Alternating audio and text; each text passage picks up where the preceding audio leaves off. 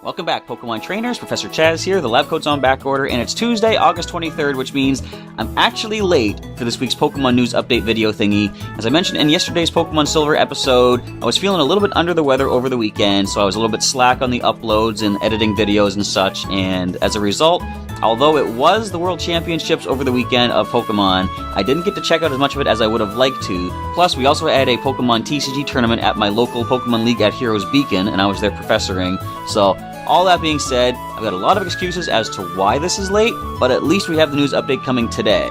So, let's see what I have in my list of news to go through.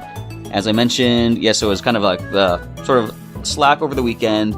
I did check out a good number of the Pokemon World Championships, especially the finale on Sunday. However, partway through Sunday, I wound up getting a pretty bad headache as well, so I couldn't check out everything that I wanted to, but I was listening in at least. So, I had, gone into the weekend hyping up the fact that I'm going to be watching everything, I'm going to be tweeting about it, I'll do some not live recap, but some recap videos at the end of each day. Of course, none of that actually happened, so if anyone out there does follow my channel or my Twitter, and they were expecting up-to-date information about the championships, unfortunately, I'm sorry I didn't provide that, but hopefully I'll be in a better position next year to do that. And you can always go to Pokemon's YouTube channel. I'm sure they're going to have the, highlights of the weekend if they don't have them up already. They should be up at some point. You can check out some of the winning matches and winning decks and stuff. And I was really happy to see some unexpected wins for some of the players. Like the winning, I think the Masters division, the winning deck was featuring Mega Audino EX.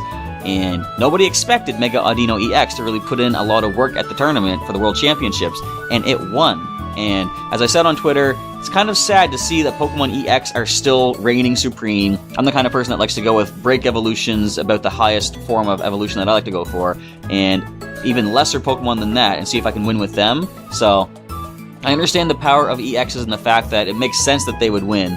But if any EX had to win, I was happy that it was Mega Audino EX, because, for one thing, that was the first Mega Evolution that I used back from the Fates Collide expansion, I believe? And that was when I did my first kind of a random, almost like a pre-release tournament for myself on release day, and that was the Mega I had to work with, so it was pretty cool to see that in action. And the winning team in the Masters Division of the video game, it was cool to see, I believe, a Raichu on the team with Lightning Rod. Very good plays by the player by the name of Wolf Glick, and some pretty cool, some really intense sort of getting in the opponent's head sort of stuff going on there. And I can't even really hype it up enough myself. If you haven't checked it over the weekend, hopefully, as I say, Pokemon will have it on their YouTube channel at some point. You can check out all the winning matches, all the finales.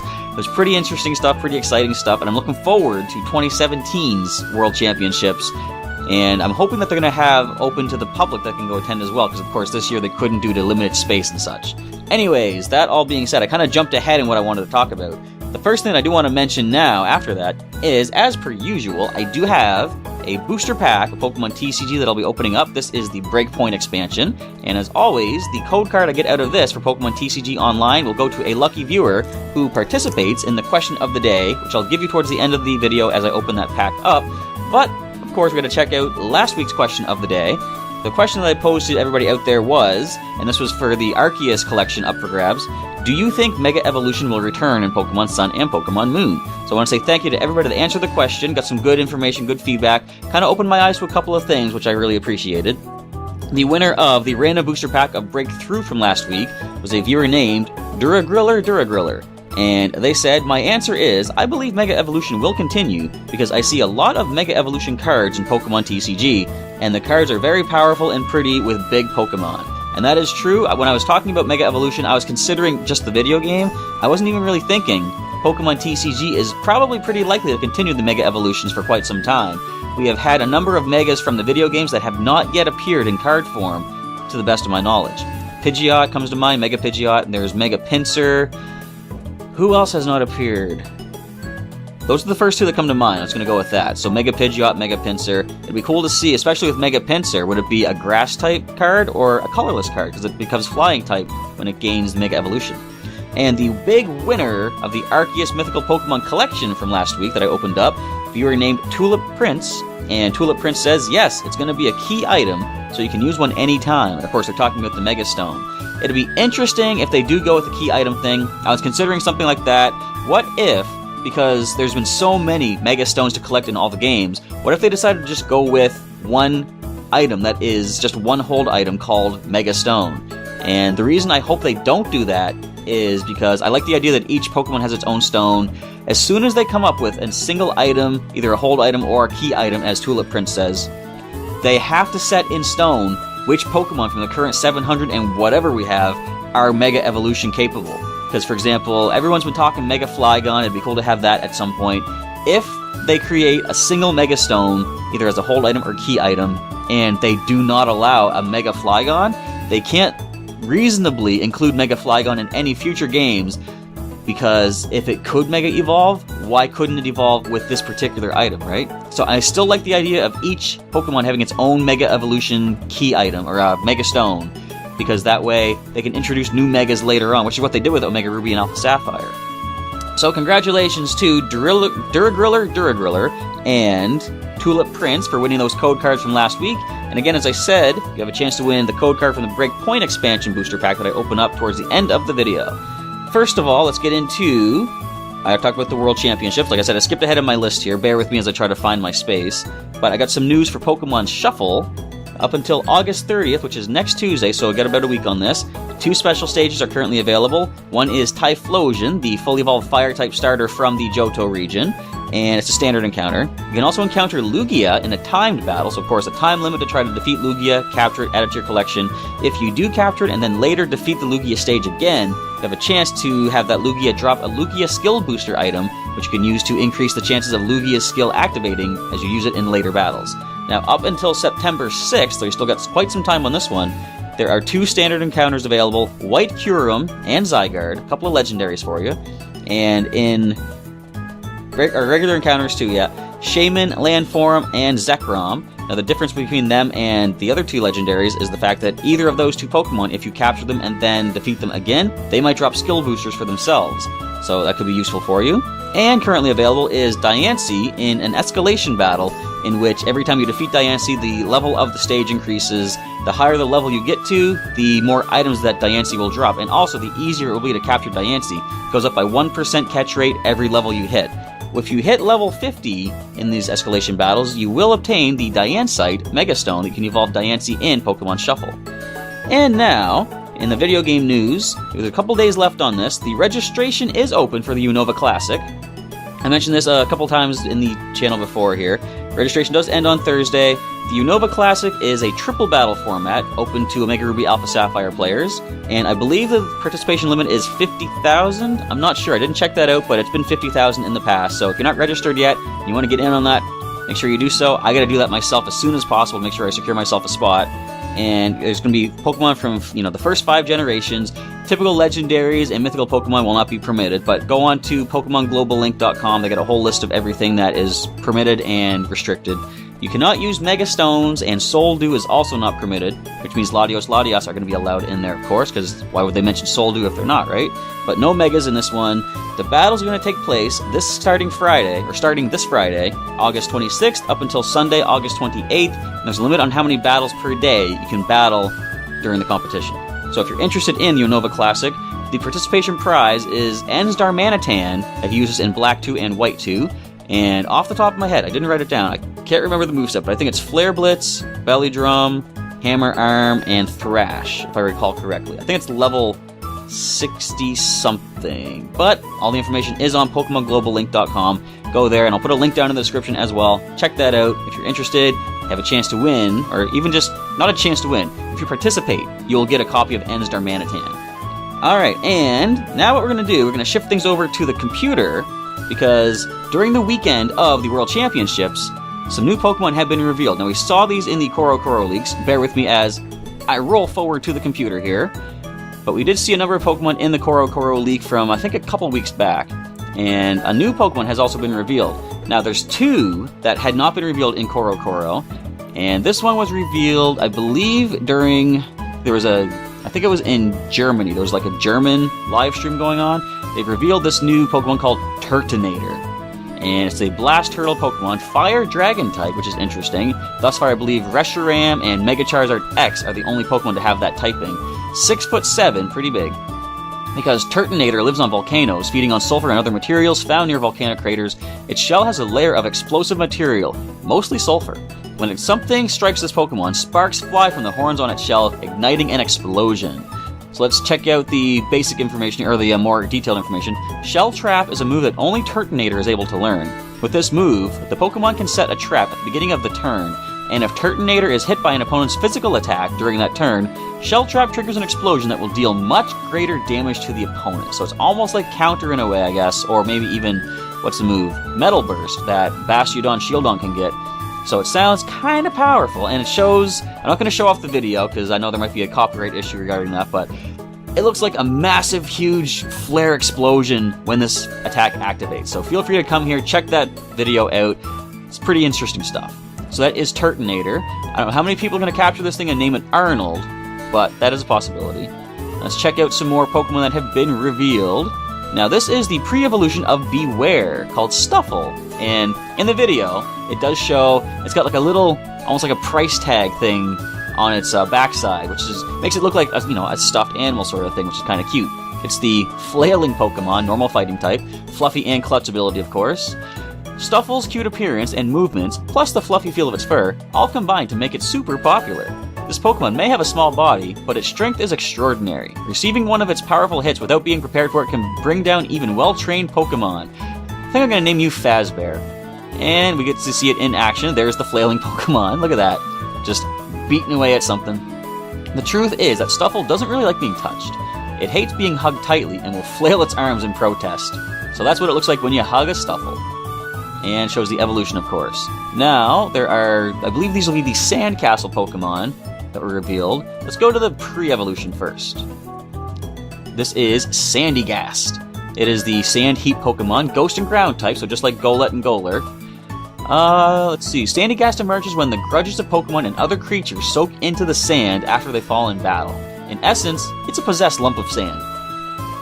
No other way around it. They just simply say what it is right there. So, the tunnel-like mouth of a Sandygast can suck the vitality from people and Pokemon. Apparently, it's a test of courage in the Alola region to put your hand in a Sandygast's mouth. This reminds me of the Mouth of Truth from Animal Crossing, and of course from being from the real world, in which, I won't get into the details of it, but basically it was a way to tell the truth if you stole something, and there was some sort of shenanigans with the Mouth of Truth from what I understand. Feel free to look it up yourself. I won't get into the details. It's kind of gross. Anyway, Sandygast has the new Water Compaction ability, a new ability. With Water Compaction, its defense stat will go up by 2, so sharply raised, if it's hit with a Water-type move. Now, when I watched the video, it showed this often. It doesn't show Sandygast take damage from Razor Shell when Shelter hits it with it. So I wonder if it's something like, for example, Lightning Rod. The Lightning Rod will draw in attacks, like electric attacks. Instead of taking damage, you gain a special attack boost. So I think this might be the same kind of thing. I don't think you take damage from water moves, it just increases your defense. So this could be a good switch in if you're fighting somebody using water attack and you get your defense boosted right there, not taking damage, which is a good way to eliminate one of the weaknesses that this Pokemon does have. And let's check out, was it Palosand, I believe is the name, as the arrow decides to twitch out. There we go. Another Sandcastle Pokemon. Is that what the other one was? I can't remember. Palosand controls human adults, making them build a sandcastle that provides camouflage and also raises its defensive abilities. Unlike Sandygast, if Palosand loses some of the sand from its body, it can restore itself on its own. When moving about in search of prey, the shovel on top of Palosand's head revolves. It's said that the shovel could be serving as some kind of radar. Interesting. And here we see poor Pikachu, just going for a nice stroll on the beach, essentially being, what would you call it, sand-tombed into the ground. Poor Pikachu. And it's electric type too, it's super effective. Palosand loves the vitality of Pokemon and drags small Pokemon into its body, so it can steal their life force. How lovely. Its sandy vortex swallows them up in a heartbeat. Pokemon dragged into Palosand leave traces of their ill will behind. It's thought that this negative energy may be the starting point of new Sandygast. So, wouldn't it be something if they incorporate a new way to produce more Pokemon, like not just breeding? It's almost like when Nincada evolves into Ninjask. If you have an empty space in your party plus a free Pokeball in your item slot, I believe, you get a Shedinja as a result of that. So that is a way that one Pokemon sort of creates another one other than breeding. So maybe something like that might happen, who knows? So that is Palossand. There is one more Pokemon to check out. This is one that had not yet been leaked through Korokoro, and the first time we saw it was during the trailer during the Pokemon World Championships. Crabrawler, the boxing Pokemon. Fighting type. You would think it'd be water, but I like how it's... There probably are going to be plenty of water types in the Alola region as it is, so I like the fact that this is just a pure fighting. Crabrawler has a personality that really hates to lose, and it's driven not only to aim for a higher position than its fellows in terms of social standing, but literally to aim for a higher position in the landscape. Perhaps as a result, it's sometimes found clinging to tall people or the walls of buildings. If you try to remove one against its will, you'll be met with a sound punch. I didn't mention the abilities, but Hyper Cutter, which prevents attack drop, and Iron Fist, which boosts the power of all punching kind of moves. So that's kind of interesting. Crabrawler uses its claws to protect its face and belly while getting in close to an opponent to throw punches. Its punches are powerful enough to split tree trunks. That's about as powerful as a hug from Beware, if I recall. Crabrawler's pincers are sometimes torn off during its bouts, and they are said to be delicious. Oh, flavor text. They're so amazing. But that is all for the new Pokemon Sun and Moon information. But there's something else I want to check out on the Pokemon website. This is what I wasn't expecting. Now, before we get into that, I will mention, of course, we know about the Z moves that are coming in Pokemon Sun and Pokemon Moon. A once per battle, super-powered attack. We saw Gigavolt Havoc of Pikachu, Bloom Doom from Rowlet, so each one has a specific type. They are incorporating this super-powered one attack per battle into the card game starting in 2017, the early parts of 2017. Change the game with Pokémon GX. Now, you can go here, I'll put a link in the description for this as well, but you can check out all this information. Essentially, it says here, just how devastating is a GX attack? Now, first of all, Pokemon GX are like Pokemon EX in a way. It's a specific kind of Pokemon card that you put down, and it's going to have some basic attacks, I believe it says, plus each of these is going to have one specific GX attack.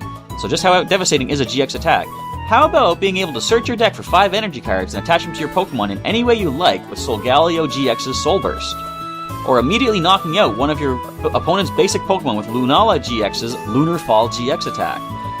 Now, I didn't see what exactly the attacks say. If you click up here, you'll see the video itself. It shows off these 2 cards, and it's going to be pretty interesting. Now, it says you can only use 1 GX attack per game. I don't think it says anything about limiting to just 1 GX Pokemon in the deck. So you can have as many as you want at this point, I think, but you would only choose 1 GX attack to use. If you have a second Pokemon with a Pokemon GX attack, you can't use that. Of course, you've used one for the game. So it's going to be pretty cool to see how this plays out. It's almost like the Z moves in a way, but it's going to be a little bit different, I'm sure. Of course, it's the card game, but let's see. A player can only use 1 GX attack per game. Each Pokemon GX has a maximum of 2 attacks in addition to its GX attack, so they'll still have some basic moves. It's not just a one-time use of a Pokemon GX and then it's gone. Pokemon GX have strong attacks and high HP, so they can overwhelm the opponent's Pokemon without needing to rely on the GX attack. But all of this power comes at a price. When your Pokemon GX is knocked out, your opponent takes 2 prize cards, so basically this is a Pokemon EX with a Z move. That's going to probably change the game in quite a way, and I can't wait to see how these new Pokemon GX cards play out. But again, like I say, come here, check out the video. In fact, I hope this is okay. I'm not going to play the whole video. I just want to see if we can get to the part where it shows the attack itself. Bear with me as the video loads up here. It's going to be towards the end. And I'm going to pause it and go full screen. Here we go. No, don't fade out. Let's back it up a bit. So, for example, Solgaleo GX. Search your deck for up to 5 energy cards. Doesn't even say basic energy. Any kind of energy cards. And attach them to your Pokemon. Then shuffle your deck. This... What does that say? This can't be used... I can't see what that says exactly. It's a little bit too blurry. But Lunar Fall GX... knock out one of your opponent's basic Pokemon. Something Pokemon GX. Alright, so... That's kind of decent. You know, one way to get around that attack would be if you Mega Evolve your basic Pokemon EX. That way the Lunar Fall GX would not take any effect. But this is going to change things. It doesn't even show hit points yet on these 2 Pokemon. But they're going to have, I'm sure, HP comparable to Pokemon, you know, EX as it is. And even look at the attacks themselves without the GX attack. Sunsteel Strike does 230, Phantom Ray does 120. They each have some good abilities, I'm sure. I can't really make them out exactly, but Pokemon GX. It's going to be kind of cool. EX Pokemon with Z moves in the card game. Something to look forward to. But that is it for the news for the week, and I'm going to get to the question of the day as I'm preparing to open up the BREAKpoint booster pack. Question is, now that I've revealed the Pokemon GX, and we've talked about Z moves, question is, what do you think about the new mechanic of Z moves and or Pokemon GX? Do you think they're going to be overpowered? Do you think they're going to be sort of balanced? Like, my first opinion on the Pokemon, the Z moves is, let's say for example, you got Pikachu, you got Gigavolt Havoc. You can only use the attack once per game, once per battle, right? What if you choose to use the Gigavolt Havoc on that same turn your opponent switches in, say like a Lightning Rod Pokemon or a Ground type Pokemon, which would negate the attack being used? Does that mean you can then still use it because it hasn't been activated, or have you activated it technically and it just fizzles out? So, if that is the case, I see that they're not going to be super overpowered. There will be ways to counter each of the Z moves, but I don't know what to make of the Pokemon GX attacks because they've just been revealed and we don't really know what other ones are going to come out. And the fact that you can get 5 of any kind of energy out of the deck using Solgaleo, knock out any basic Pokemon. You could take out Joltik with that. But anyway, knock out any basic Pokemon using Lunala GX's attack. It's going to really make things interesting in the card game. So my opinion is I don't think they're going to be overpowered because, well, the card game maybe. But as far as the video game goes, there's going to be ways to counter them, as I say. Abilities could prevent some attacks if it does use up the opponent's once per battle use of a Z move. So, video game, I can see that they could be balanced with the right strategy. In the card game, I'm going to say maybe they might be overpowered. We'll have to see, because like for example, Lunala GX could knock out an EX, gain 2 prizes, and that's that. It doesn't even need to be an active Pokemon. Knock out any of the opponent's basic Pokemon. You can knock out something from the bench. Anyway, we'll have to wait and see what happens in the TCG, but I think I like the idea of having these new superpower attacks. I call them, in a way, Dragon Ball Z moves, or cutscene attacks, because it goes into this big, overdramatic cutscene animation of the attacks, and I like seeing that. It's kind of cool. So I like the idea of Z moves. I'm just hoping that these are not going to be a replacement for Mega Evolution. I still want to see Mega Evolution in the games, but we're going to wait and see what happens when Sun and Moon comes out. Alright, that is going to wrap up the news update. Now is the time to open up the BREAKpoint booster pack. So, you know what? I didn't mention how to win the code card. All you gotta do is answer that question of the day that I just gave you. Just a quick reminder, what do you think about the new mechanic of Z moves and or Pokemon GX? So leave your answer in a comment down below, use the hashtag of QOTD in your comment, and on Sunday, which is August 28th, this coming Sunday, everyone that answers that question with the hashtag in their comment, make sure you put the hashtag, goes into the running for the code card I'm about to pull out of the BREAKpoint booster pack as I open this up and see what cards I get. With all that being said, let's begin.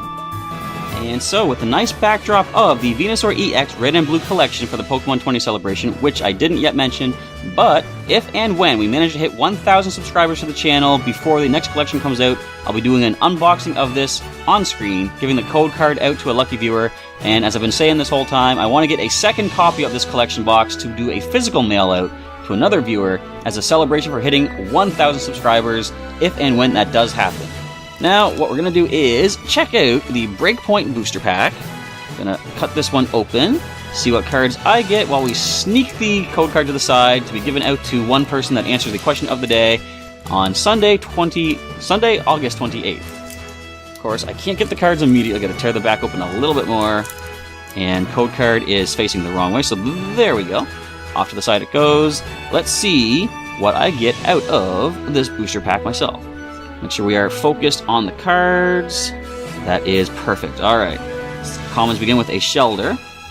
Get a Drowsy. Slowpoke. Now, I really like the Tail Lure attack for 2 colorless energy. Search your deck for a Pokemon, reveal it, and put it into your hand. That's pretty good. There's a better card in Deerling that can do the same thing for 1 energy, so very good when you can choose any Pokemon you want. It's basically like an Ultra Ball. You don't lose cards by doing it, but you do end your turn by using that attack, of course. And poor Clefairy's been hypnotized by Hypno back there. And the last common is a Psyduck. So the uncommon cards, we have a Tierno. Drawing 3 cards is never a bad thing. Doublade to stab deeply to put 3 damage counters on your opponent's active Pokemon. The last uncommon is a Durant with Mountain Munch, which is good for milling the deck of your opponent. But Scrape Down is even better. If this Pokemon has any damage on it, for example, put a Rainbow Energy to Durant to put 1 damage on it. Discard the top 4 cards of your opponent's deck, which could be a good way to go. The reverse foil card is going to be a Zebstrika with the Zap Zone ability. Damage from the attacks of your Lightning Pokemon isn't affected by any effects on your opponent's active Pokemon. And Crashing Bolt 50+. If your opponent's active Pokemon has fighting resistance, which most flying-type Pokemon do, or colorless in the TCG, this does 60 more damage.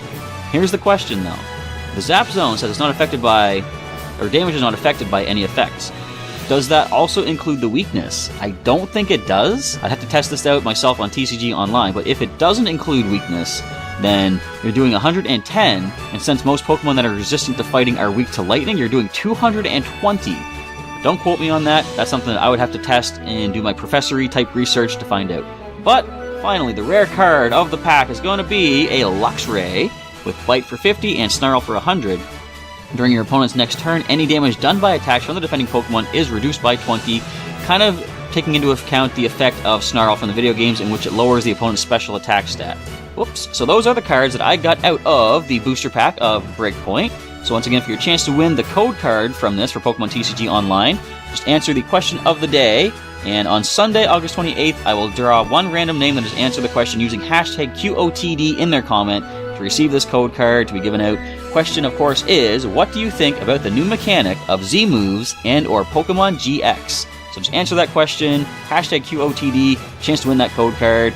And that about wraps it up for the Pokemon News Update video thingy for the day. Sorry, it was a day late, but it is here, and we got it all out there. We got some really cool information. And the last thing to mention is, feel free to come back later on today for the second episode for the week of Pokemon Silver as we continue exploring the Kanto region 3 years later after our adventures in Pokemon Blue. All that being said, I want to say thank you for checking out the news update today, everybody, and I'll catch you next time.